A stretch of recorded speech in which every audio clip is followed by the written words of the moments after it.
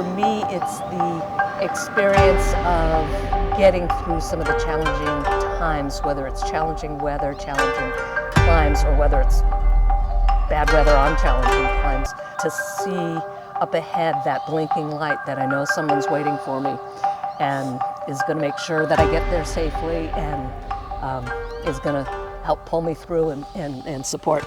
No, I need you as bait for the bears.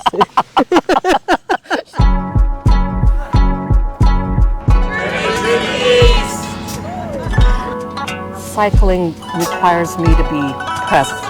I can't think about what happened yesterday, and it doesn't do me any good to worry about what's going to happen tomorrow.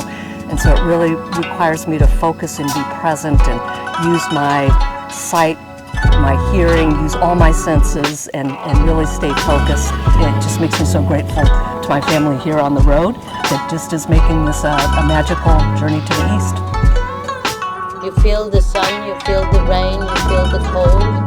You live with it, you can smell everything, and this is for good and for bad as well.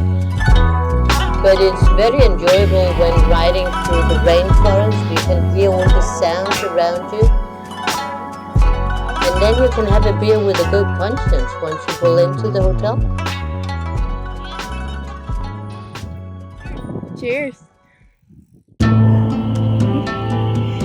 Riding through a forest that's dark one minute and then light the next, and listening to the birds, just so green and lush, all the water everywhere, and the wildlife, the birds and frogs and all the insects sort of flying into your face from time to time. But sometimes it's absolutely still, and all you can hear is the sort of burbling or murmuring of a creek.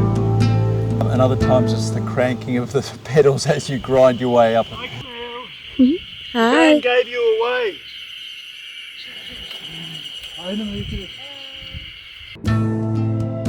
That feeling of getting back into the country, that feeling of riding through such intense green space and enjoying it, and then getting into a city that's just so populated. That difference, dichotomy of the rural setting of rice paddies, people working in the field, and then boom, one of the largest cities in the world, and you're in it.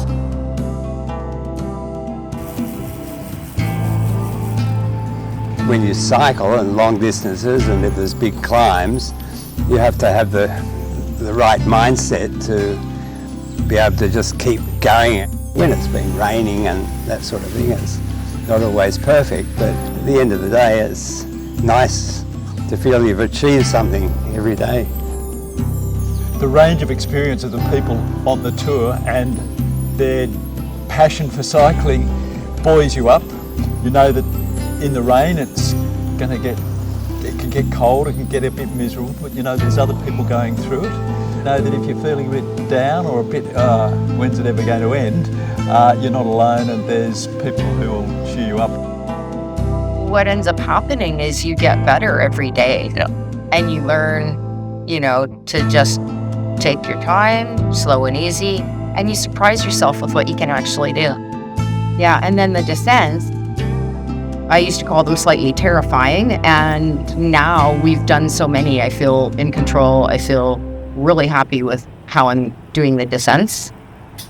There's been a lot of climbing and a lot of very difficult and challenging days, and that's where you draw on the support and the strength of friends you're riding with who get you through it. While it's been a challenge, it's also been very satisfying to have that experience together. You create this wonderful bond with some of these people, and that's something that I will take away for sure.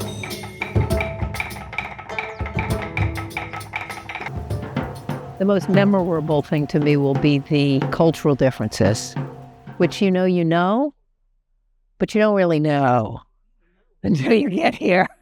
Language, it could be a real barrier, but with hand gestures and of course Google Translate, and people have been so willing to converse with us or read what we write on our phones and help. It's been fantastic. Yeah.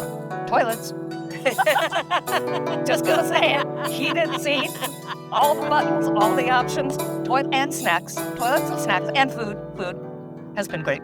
And the onsen. And the onsens, yeah. The tour simplifies life.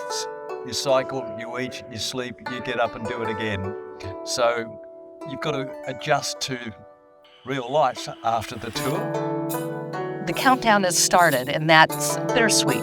We only have so many more days of riding and so many more days of onsens and so many more days of dinners with new, really wonderful and amazing friends. And so that's hard to kind of come to grips with, that it's coming to an end.